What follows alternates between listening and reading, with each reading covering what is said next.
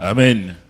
Sans tarder, nous allons prendre la parole de Dieu dans le prophète Ésaïe au chapitre 21, si vous voulez bien. Ésaïe chapitre 21, nous allons lire les 12 premiers versets. Ésaïe chapitre 21.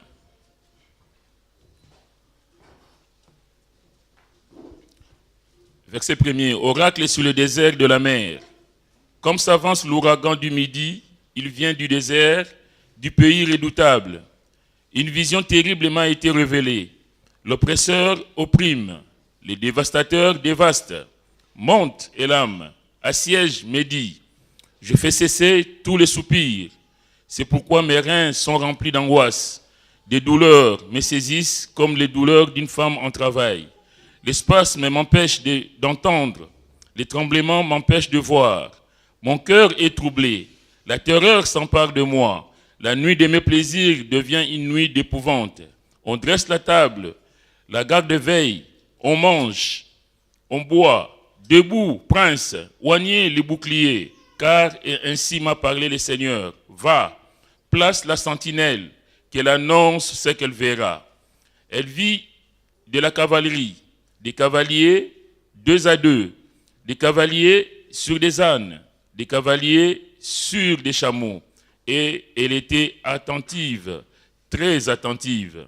Puis elle s'écria, comme un lion, Seigneur, je me tiens sur la tour toute la journée, et je suis à mon poste toutes les nuits.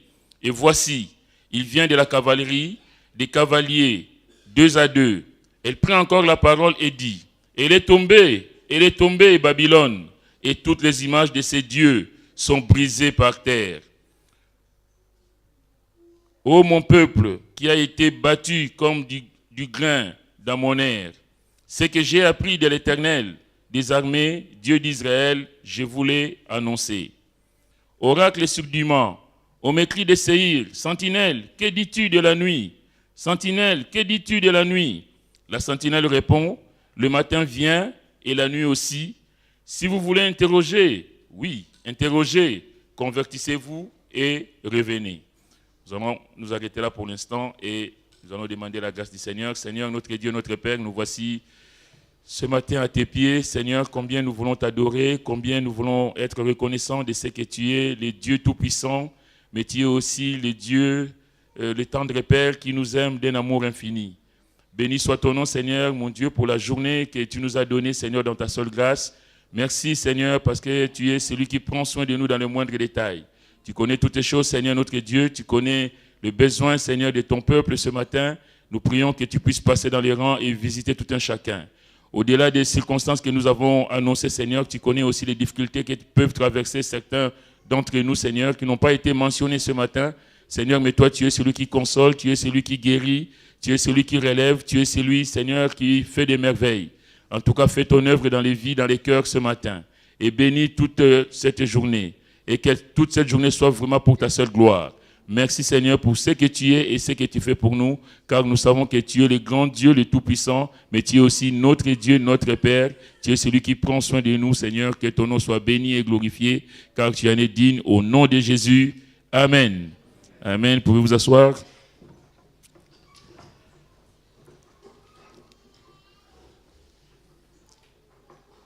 Dans la première partie donc de notre lecture, nous avons vu, il est dit, oracle sur les déserts de la mer. En fait, c'est le prophète qui parle ici. Il donne donc une prophétie. Et cette prophétie concerne Babylone. On va dire un mot sur Babylone. Babylone, c'est le mot que nous avons dans la Bible. Nous connaissons Babylone et l'histoire de Babylone avec Nabuchodonosor, la déportation du peuple juif et tout ça. Mais Babylone dérive de Babel. Nous qui sommes nous évidemment, tous ceux qui sont dans les seigneurs, qui aimons la Bible, Babylone dérive de Babel, que nous trouvons dans Genèse chapitre 11. Nous connaissons l'histoire biblique. Dans Genèse chapitre 11, c'est une histoire où les hommes, après le déluge, donc après que Noé est sorti du déluge, Dieu a frappé la terre parce que la terre était corrompue. Dieu a créé l'homme. L'homme s'est fourvoyé, l'homme est tombé dans le péché. Dieu s'est repenti d'avoir créé l'homme.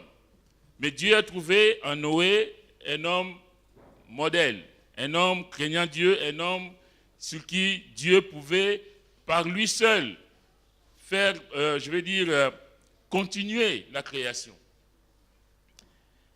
Noé donc va être celui que Dieu va utiliser. Nous connaissons l'histoire de l'arche de Noé et tout ça. Mais après, Dieu va bénir Noé. Dieu va bénir la descendance de Noé.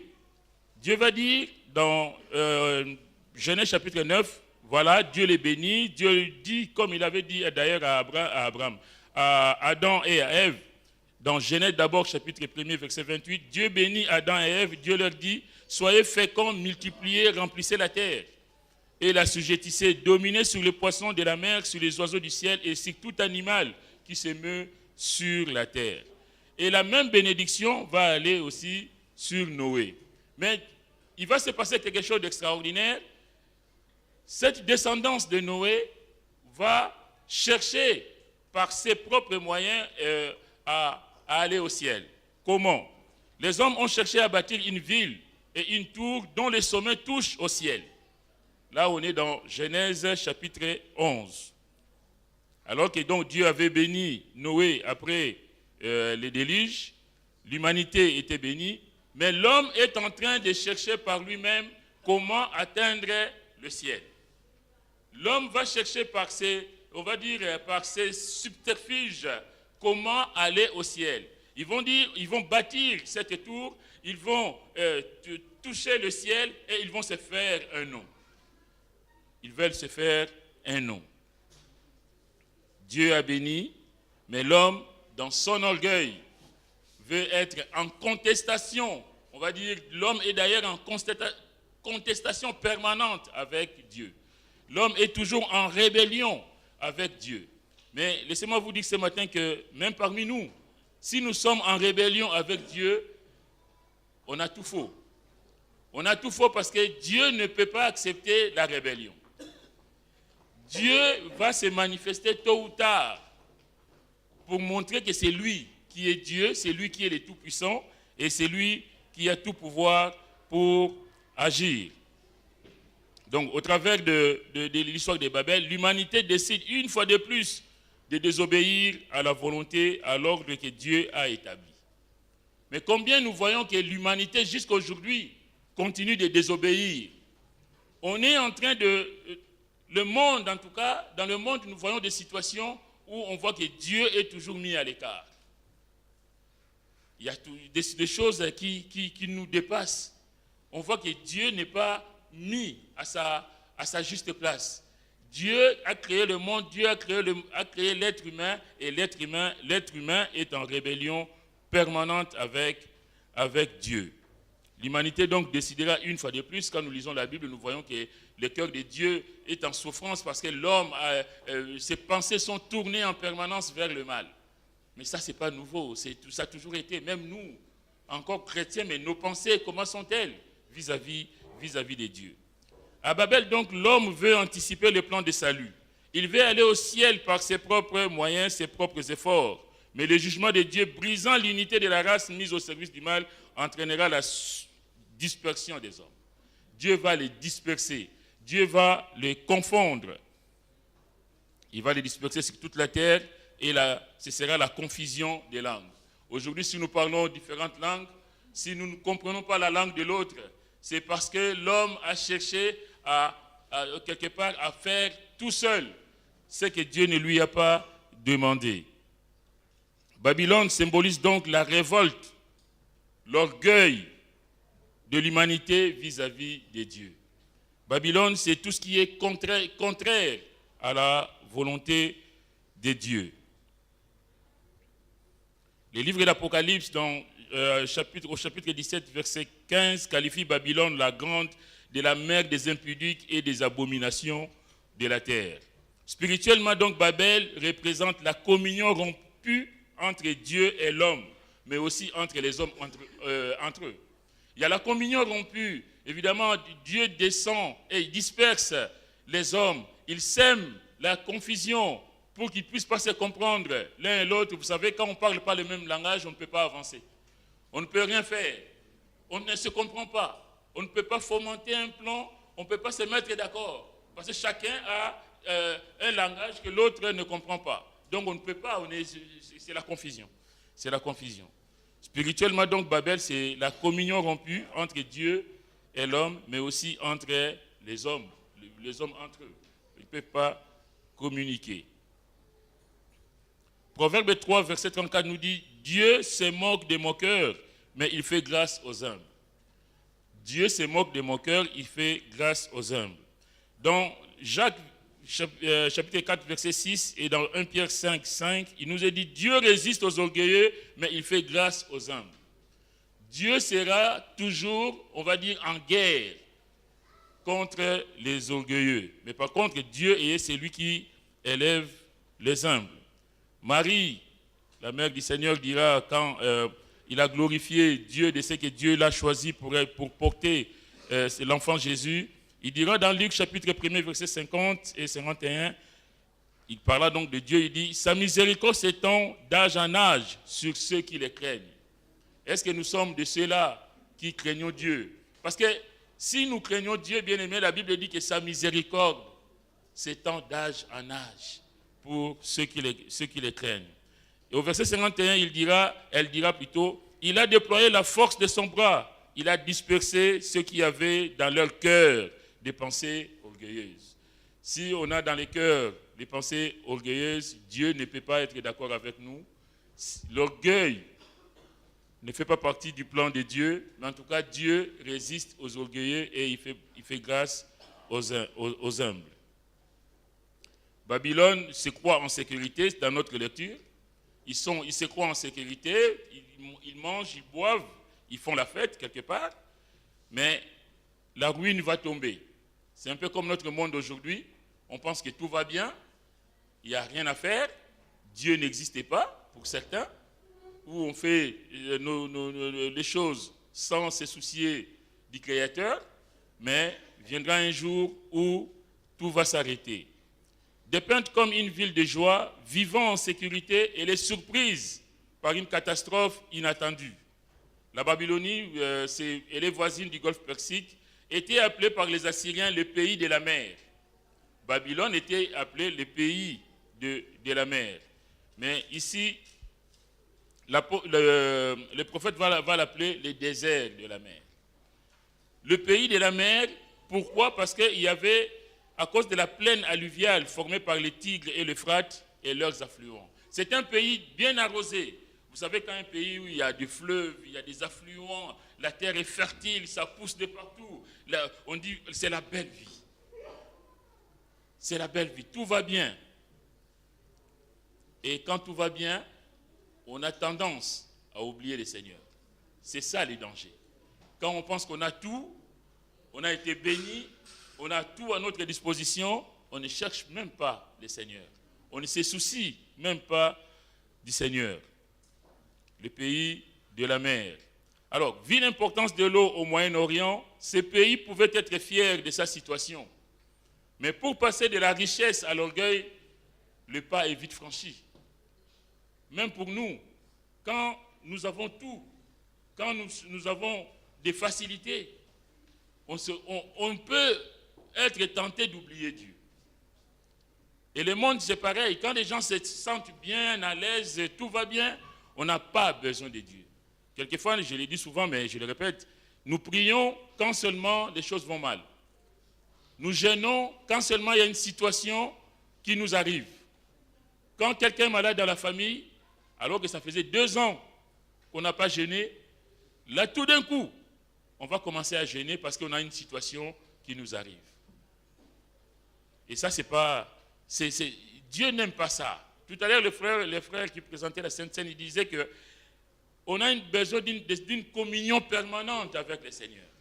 C'est une communion de tous les jours.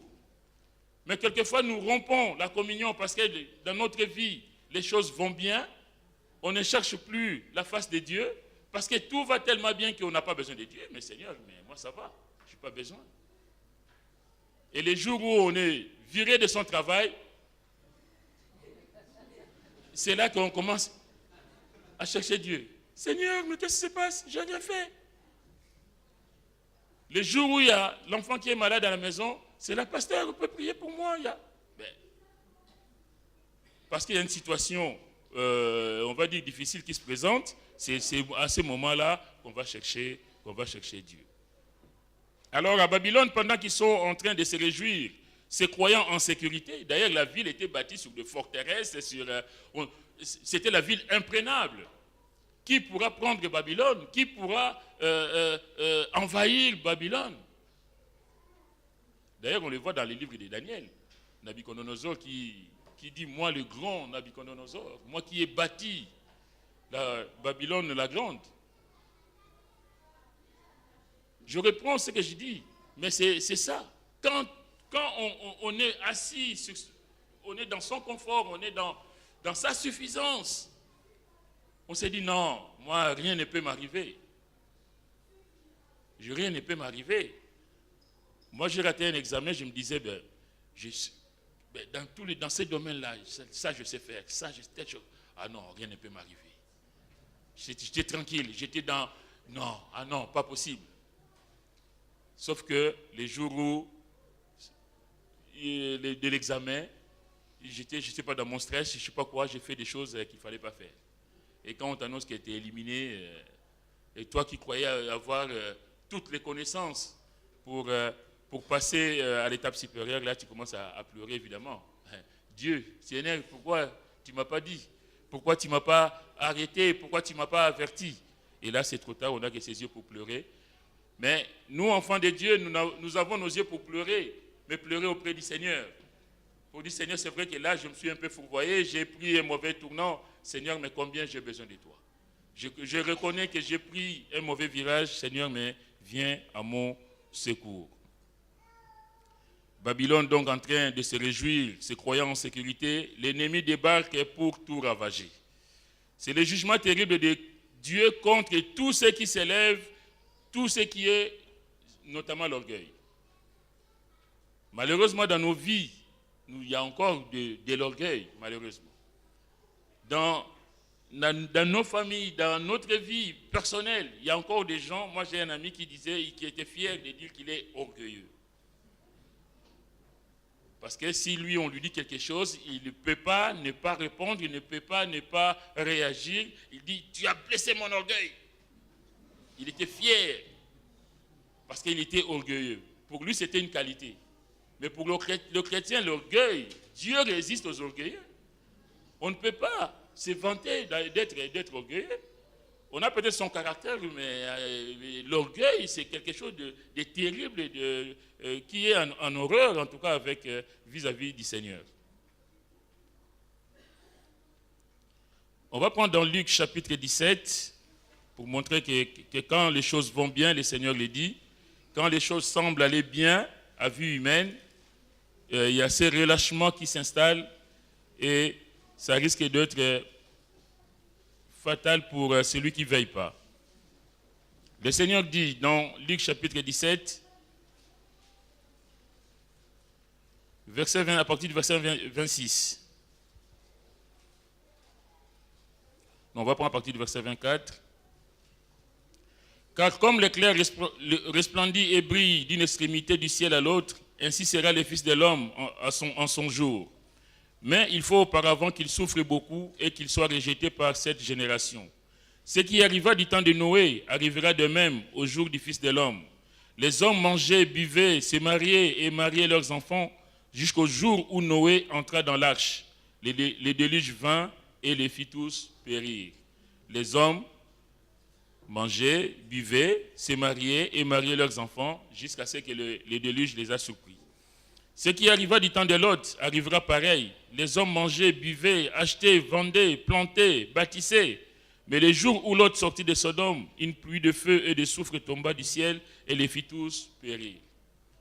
Quand on ne veille pas, quand on croit que tout va bien, quand on ne fait pas attention, mes frères, mes sœurs, c'est là que le jugement de Dieu peut tomber. Au verset 30, il en sera de même le jour où le Fils de l'homme paraîtra. Il en sera de même. Est-ce que nous sommes prêts? Est-ce que nous veillons? Est-ce que nous nous laissons aller à des distractions qui ne sont pas pour la gloire de Dieu? En ce jour-là, que celui qui sera sur les toits et qui aura ses effets dans la maison ne descende pas pour les prendre. Et que celui qui sera dans les champs ne retourne pas non plus en arrière. Souvenez-vous de la femme de Lot. Celui qui cherchera à sauver sa vie la perdra, et celui qui la perdra la retrouvera. Je vous le dis, en cette nuit-là, de deux personnes qui seront dans un même lit, l'une sera prise et l'autre laissée. De deux femmes qui mourront ensemble, l'une sera prise et l'autre laissée. De deux hommes qui seront dans un champ, l'un sera pris et l'autre laissé. C'est terrible. On croit que tout va bien, on s'amuse, on fait ce que des choses de la vie courante, on ne veille pas. On ne fait pas attention que le Seigneur, lui, viendra nous chercher l'église. Le Seigneur viendra un jour pour ceux qui l'attendent.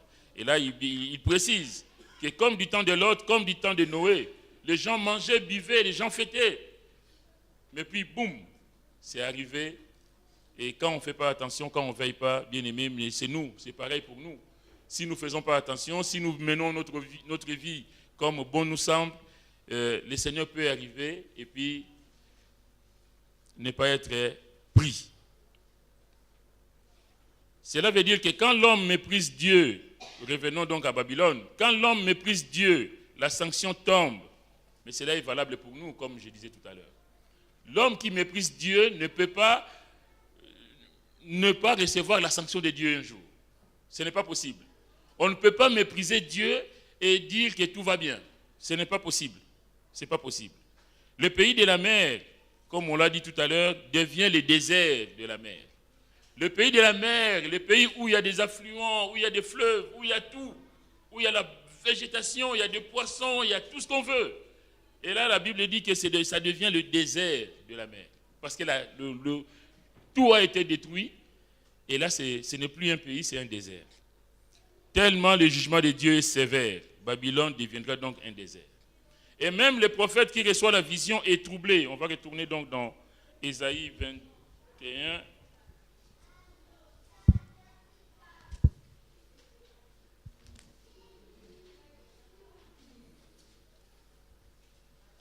Il dit au verset 4, « Mon cœur est troublé, la terreur s'empare de moi, la nuit de mes plaisirs devient une nuit d'épouvante. » Même lui qui reçoit la vision, il sait qu'il voit le trouble. Combien nous sommes troublés, nous, quand nous voyons le péché dans la vie des gens, quand nous voyons les désordres dans la maison du Seigneur. Évidemment, on parle en tant que responsable, en tant que serviteur de Dieu. Quand on entend des disputes pour un oui, pour un non, des querelles dans des familles, le désordre dans la vie de certains de nos chrétiens, de nos chrétiennes. Bien aimé, on ne peut pas se réjouir. On est troublé, on dit, mais tout ce travail, tout ça pour ça. Et l'apôtre Paul dira, il dit aux Galates, mais comment est-ce que vous en arrivez là? J'ai l'impression d'avoir prêché, entre guillemets, dans le désert. C'est terrible. Quand on voit les choses que Dieu montre, quand les avertissements que Dieu donne, et que derrière, ça ne suit pas. C'est terrible et que Dieu nous aide.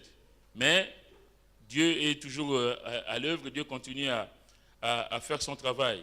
Mais c'est frustrant, je vais dire.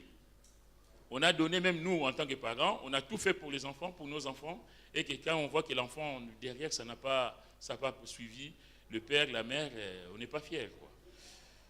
Que Dieu nous aide. Donc le prophète, lui, qui reçoit la vision est troublé. Il est saisi d'une vive émotion à cause de cette ruine. Bien-aimés, nous devons avoir de la compassion, donc en application, nous devons avoir de la compassion pour ceux qui nous entourent, même si Dieu les sanctionne. On ne peut pas se réjouir parce que quelqu'un ait subi une sanction de la part du Seigneur. Quelquefois, même dans l'église, il y a un frère, une sœur qui passe par des moments difficiles. Plutôt que de prier pour cette personne, plutôt que de la porter devant le Seigneur, on dit, c'est tant mieux pour lui. Hein. Moi, je le sentais venir. Mais on voit ici l'homme de Dieu est troublé. Babylone, c'est là où le peuple de Dieu est en captivité. C'est pas le peuple ami du peuple d'Israël. Mais ce qui va arriver sur Babylone le trouble. combien nous devons aussi, nous, bien-aimés, avoir de la compassion pour les gens qui sont autour de nous. Plutôt que de dire, ouais, ben c'est un païen, de toute façon, on ne peut pas se réjouir des malheurs des autres.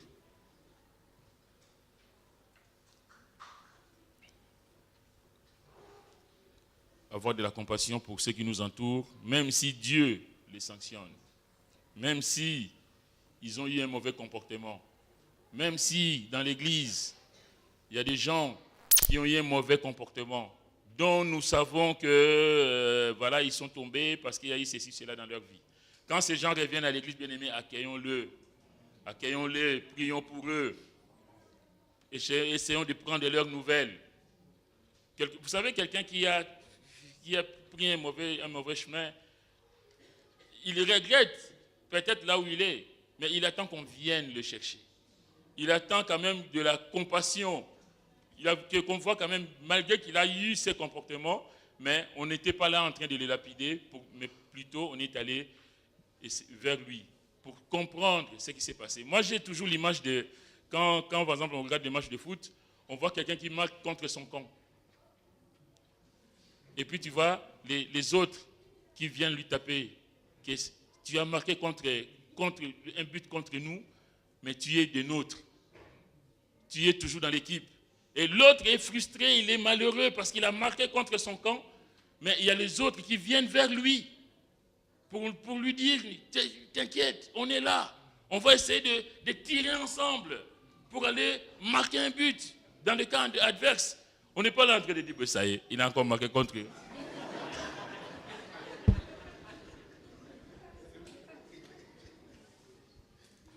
Mais c'est important, mes bien-aimés. Tous des perdus, tous des corrompus, tous nous ne méritons rien. Mais ce n'est pas parce que quelqu'un fait une faute qu'on soit tout de suite en train de sortir les cailloux pour les lapider. Non, qu'on puisse avoir de la compassion, qu'on puisse l'aider, lui dire, bon, c'est arrivé, mais on est avec toi. On peut t'aider. Dans quelle mesure je peux t'aider? Tu as peut-être failli, mon frère, ma soeur, mais qu'est-ce que je peux faire pour toi? Que Dieu nous aide. Que Dieu nous aide. Au verset 2, une vision de Ésaïe 21, il dit donc, une vision terrible m'a été révélée. L'oppresseur opprime, le dévastateur dévaste. Monte Élam, assiège Médie. Donc c'est là le prophète décrit l'arrivée donc de l'armée médo-perse que Dieu lui-même utilise pour détruire la ville orgueilleuse. Il dit, je fais cesser tous les soupirs. La Babylone était la ville qui dominait tout le pays aux alentours. Même Israël, d'ailleurs, Israël était en captivité à Babylone. Donc c'était la puissance, on va dire aujourd'hui, comme ce serait les États-Unis ou la Russie, une grande puissance qui dominait les autres. Je fais cesser tous les soupirs. Tous les soupirs, ce sont donc les gémissements que Babylone faisait pousser au peuple soumis et aux captifs d'Israël. Bien-aimés, je vais dire ce matin que quelle que soit l'atrocité de notre adversaire, sachons que notre Dieu est fidèle. Quelles que soient les souffrances que tu peux subir, peut-être ça fait des années que tu es dans une soumission, dans une oppression, dans une souffrance incompréhensible, que tu es en train de crier au Seigneur, que tu as l'impression que rien ne s'est fait. Laisse-moi te dire que Dieu est fidèle. En son temps, Dieu agira. Alléluia. Et ici, Babylone qui opprimait les autres, Babylone qui dominait sur les autres, son temps a sonné parce que Dieu est le maître des temps et des circonstances. Dieu, en son temps, il agit en faveur de ses enfants. Alléluia. Dieu s'occupe de nos adversaires, Dieu s'occupera toujours de nos adversaires. Du moment où toi tu marches fidèlement avec ton Dieu, du moment où toi tu laisses tout entre les mains du Seigneur bien-aimé, Dieu s'occupera de ceux qui te font la guerre, de ceux qui veulent te faire du mal. Sachons-le que l'ennemi ne triomphera jamais. L'enfant de Dieu, c'est celui qui marche la tête haute. Parce que celui qui est en moi est plus grand que celui qui est dans le monde. Celui qui est en moi a tout pouvoir pour agir en ma faveur. Moi, je prie toujours dans ce sens-là. Seigneur, je sais que tu as tout pouvoir pour intervenir en ma faveur. Quelle que soit la situation, quelle que soit la durée de souffrance, quelle que soit l'impression que j'ai que vraiment, je suis au fond du trou. Mais tant que j'ai encore la vie, Seigneur, je te bénirai. Et je sais qu'un jour, toi, tu te lèveras. Et quand toi, tu te lèves, personne ne peut te contrer. Personne ne peut résister à ta volonté. Et c'est ce qui se passe ici pour Babylone. Babylone qui se croyait toute puissante, qui se disait, ben, nous, personne. D'ailleurs, quand ils sont en train de manger, de boire, mais c'est ça le message. Parce qu'on est tranquille, parce qu'on a construit des murailles autour de la ville, parce on est en sécurité. Mais on est en sécurité que quand on est dans le Seigneur, alléluia. On est en sécurité que si Jésus nous garde, parce que la Bible dit, il est celui qui ne sommeille ni ne dort. Il est celui qui veille en permanence sur nous. Il est celui qui dit, celui que j'ai dans le creux de ma main, nul ne le ravira. Et quand on est dans les mains du Seigneur, personne ne peut nous ravir. Le tout, c'est d'être dans le creux de sa main. Le monde perdu n'aura jamais les derniers mots. Pendant qu'il fait la fête, laissons-le faire la fête, mais la fin est déjà fixée. Que nous soyons de ceux qui attendent le retour du Seigneur, de ceux qui se préparent, en tout cas, au retour du Seigneur. Au verset 5, il est dit,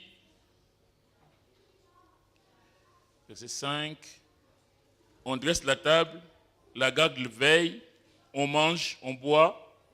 Debout, prince, oignez les boucliers. En fait, l'ennemi est déjà à la porte. Là, ils vont se réveiller, mais il est trop tard. Parce que l'ennemi, c'est avant qu'il faut le voir. Ce n'est pas quand il est déjà à la porte. C'est trop tard, l'ennemi est déjà maître des lieux. Le réveil est tardif. Nous ne devons pas, nous, attendre la fin. C'est pourquoi nous devons nous préparer tous les jours. La Bible, le Seigneur nous appelle à veiller. Nous devons veiller, persévérer et veiller. Parce qu'on ne sait pas quand cela va arriver et comment cela va arriver.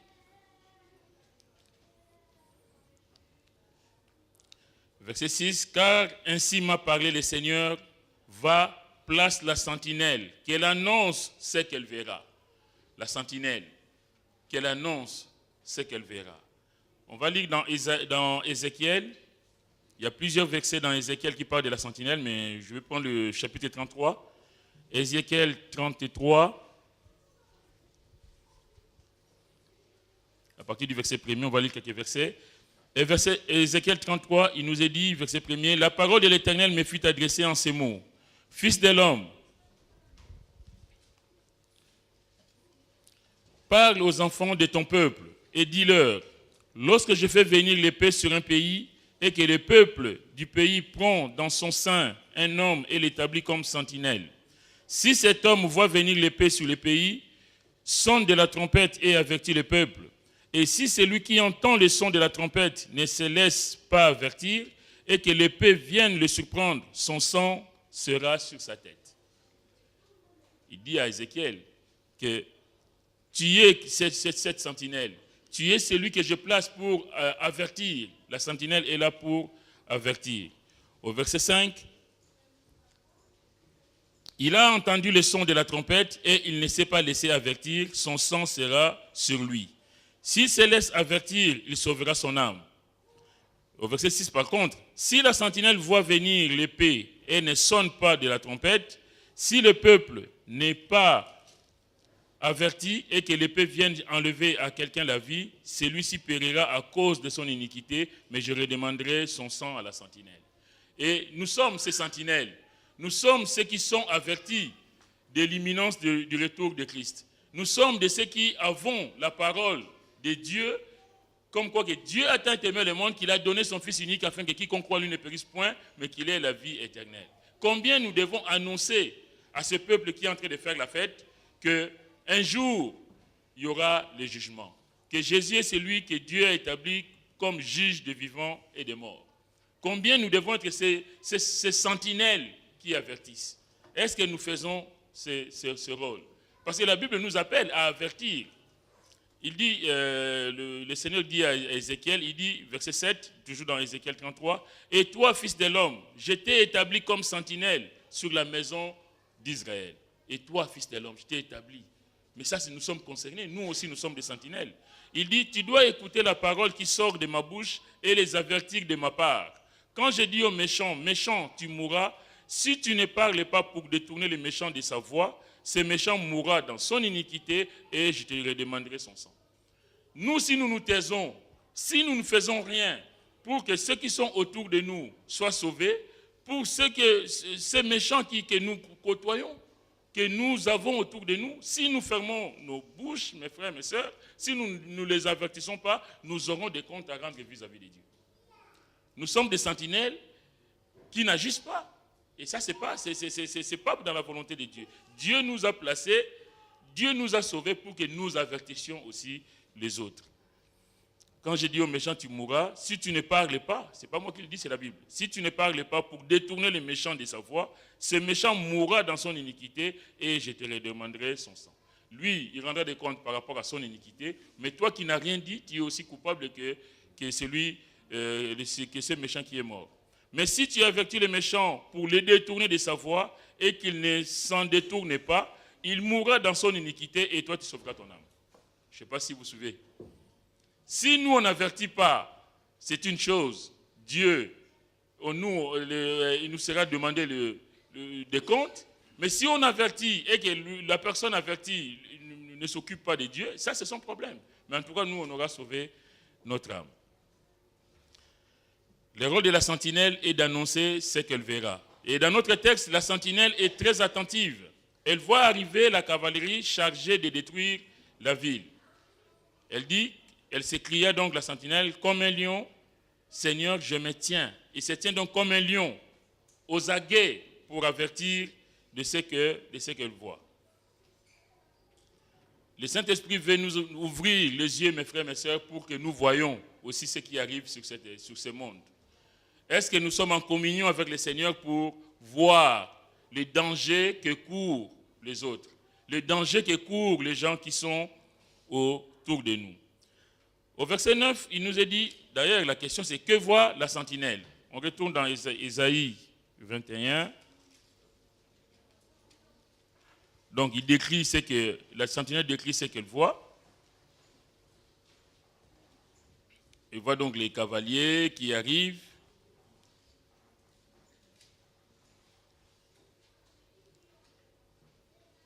Verset 9, et voici, il vient de la cavalerie, des cavaliers 2 à 2.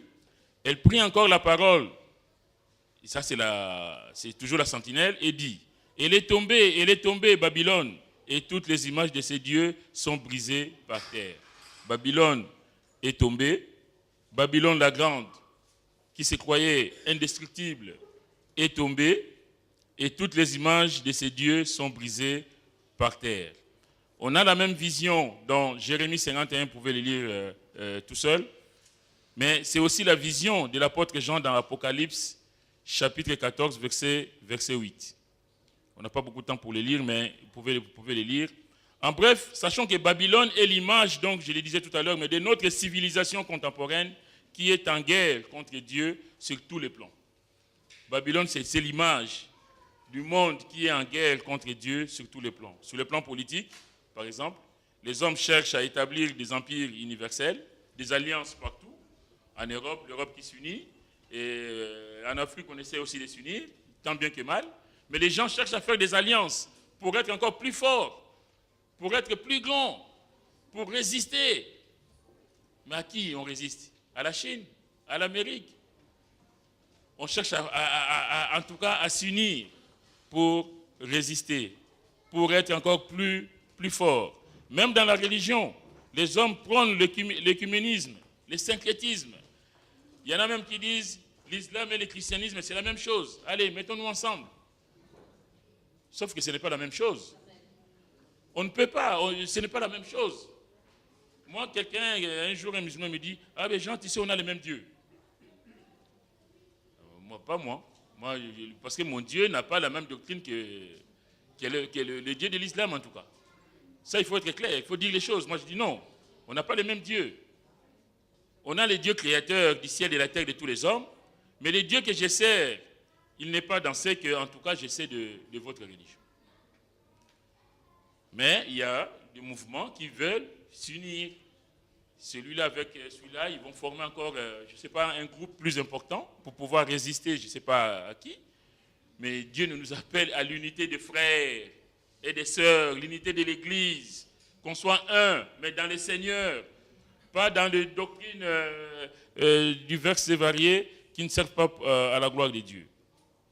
Sur le plan économique et social, il faut que vous voyez, comme moi, vous avez des grands groupes, il y en a qui achètent les autres pour devenir encore plus grands, plus puissants, et tout cela au détriment du petit citoyen.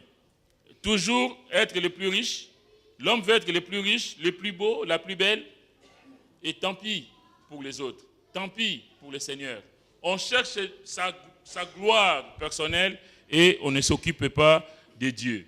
On ne se soucie pas de Dieu. On cherche à paraître, on cherche à être, moi d'abord, les autres, on verra plus tard. En tout cas, la sentinelle dira, ce que j'ai appris de l'Éternel des armées, Dieu d'Israël, je vous l'ai annoncé. Ce qu'il a vu, il ne dira pas le contraire, il dit, ce que j'ai appris de l'Éternel, le Dieu des armées, le Dieu d'Israël, je vous l'ai annoncé.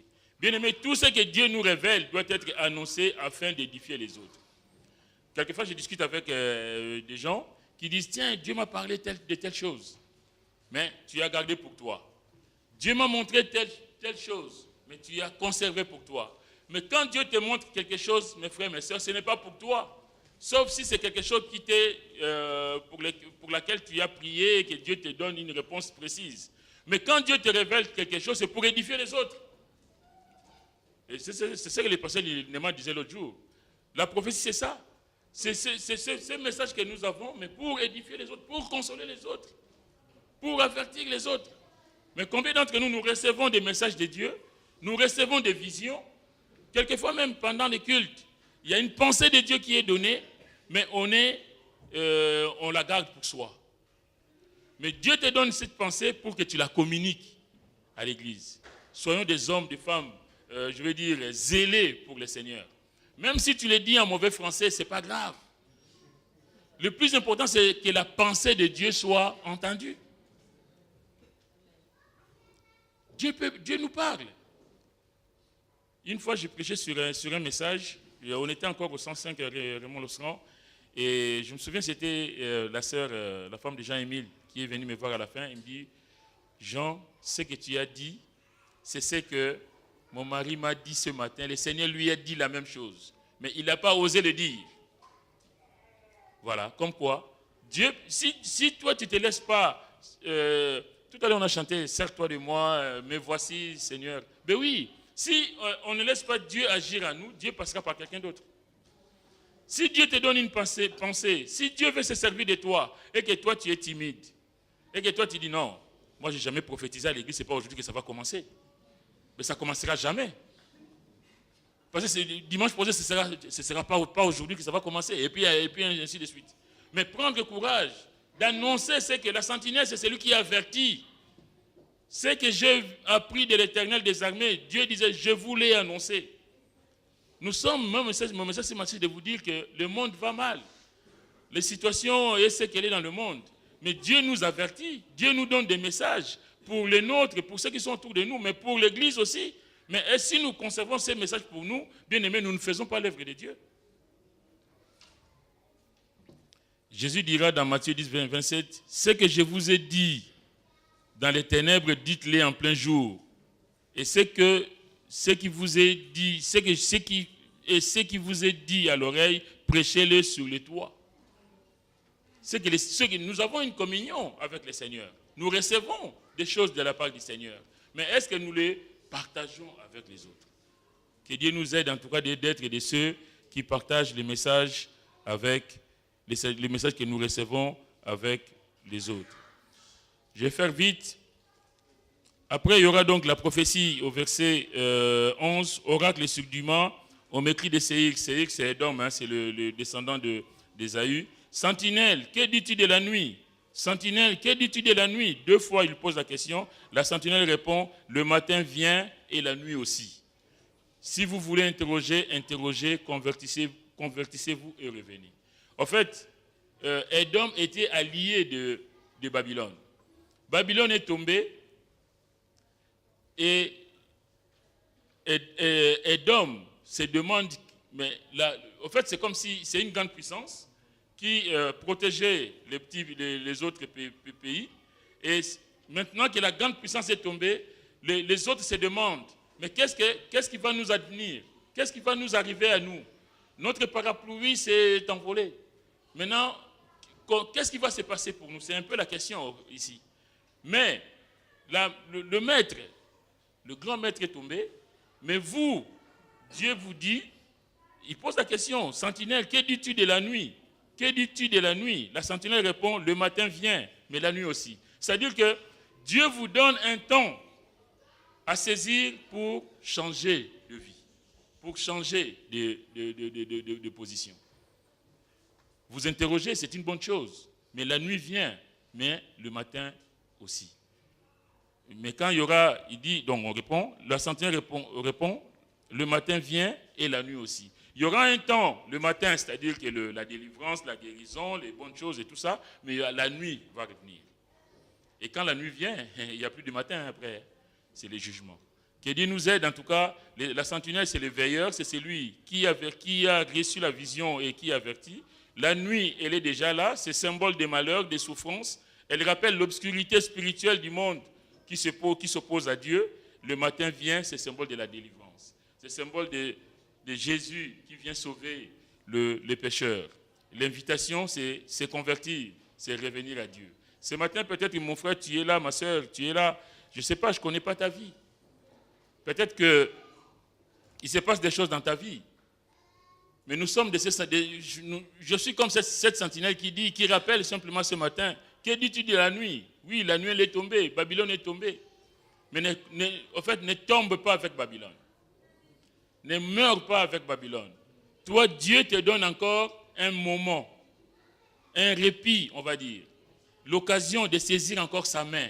Parce que le matin vient, mais la nuit aussi. Il y a un temps où Dieu ouvre une fenêtre pour que l'homme puisse se repentir, pour que l'homme puisse saisir sa main. Et c'est pourquoi il dit, si vous voulez interroger, vous pouvez continuer à interroger, mais convertissez-vous et revenez. Changez de vie. Sortez de l'emprise de Babylone. Babylone, déjà, qui vous protégeait, est tombée. Le monde passera et sa convoitise. Mais nous restons fidèles au Seigneur. Ce matin, on va courber nos fronts, si vous voulez bien. Si tu es là, mon frère, ma soeur, et que dans ta vie, il y a encore des choses qui ne sont pas pour la gloire de Dieu, je t'invite simplement, nous avons nos yeux fermés, nos fronts courbés. C'est comme un avertissement que Dieu nous donne ce matin par rapport à ce que nous voyons, par rapport à la conduite de notre vie. Est-ce que nous sommes en règle avec Dieu? Est-ce que nous comptons sur une certaine puissance qui nous protège? Nous comptons sur des choses extérieures à la volonté de Dieu pour nous protéger? Mais en tout cas, la Bible est claire ce matin. Le matin vient. Nous sommes encore le matin. On peut encore saisir la main du Sauveur. J'ai peut-être marché dans des voies qui ne sont pas pour la gloire de Dieu. Tu as peut-être marché dans des voies qui ne sont pas pour la gloire de Dieu. Mais ce matin, le Seigneur veut nous sauver. Le Seigneur veut nous guérir. Le Seigneur veut nous délivrer. Si tel est ton cas, quelle que soit la situation, peut-être que ce soit les péchés, la maladie, tu passes par des moments difficiles, tu t'interroges. Mais le Seigneur te dit ce matin que le matin vient, mais la nuit aussi viendra. Mais saisissons le temps du Seigneur. Je t'invite juste à élever ta main, je la verrai et on priera pour toi. Tu as besoin de la grâce de Dieu, oui. Tu as besoin de la grâce de Dieu, tu as besoin de l'intervention, oui, ma soeur, tu peux baisser. Tu as besoin que Dieu intervienne dans ta vie, que tu veux saisir cette opportunité que Dieu te donne ce matin de changer de vie, de te convertir réellement. Peut-être dans ta vie, il y a encore des zones d'ombre, il y a encore des choses qui ne sont pas pour la gloire de Dieu. Si tel est ton cas, je t'invite simplement à élever la main. Oui, tu peux baisser. Oui, tu peux baisser, tu peux baisser. Oui, plusieurs mains. Que Dieu nous aide. Merci Seigneur. Si tu es là aussi ce matin et que tu n'as pas Jésus dans ta vie, tu ne l'as pas accepté encore comme Seigneur et Sauveur, j'aimerais aussi prier pour toi. Je t'invite simplement à élever la main, je la verrai et on priera pour que tu reçoives le Seigneur comme étant ton Seigneur et ton Sauveur personnel. Si tel est ton cas, tu élèves juste la main.